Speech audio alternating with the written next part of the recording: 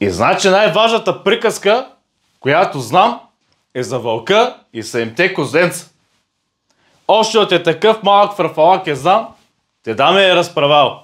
И казала майката е седемте козленца.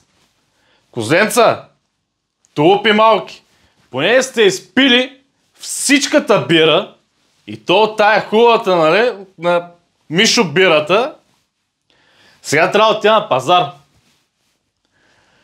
Понеже он е кавал, вълка ще иска да дойде да ви изеде и да ви мъчи по най-жестокия начин. По най-жестокия. На мен на времето ми се размина и само ме парпори с 200.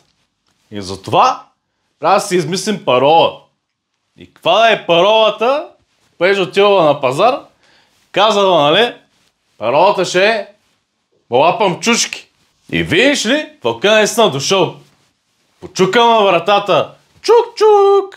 И казал, разбира се, с престорен глас: козленца, отворете, аз съм вашата майчица.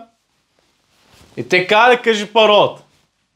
И той, понеже не знае какво да каже, както Асенчо за бюджета, тръгнал бесен през гората. Бесен.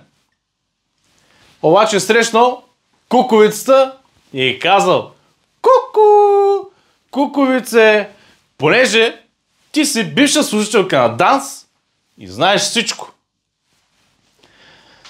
Трябва да ми помогнеш, защото тези шибани козленца, тези нещастници ми правят номерца. И не мога да ги изям. Затова разбери каква е паролата и да ми я кажеш. Речено сторено. Разбрал той паролата и доволен отшъл пред къщичката на козленцата.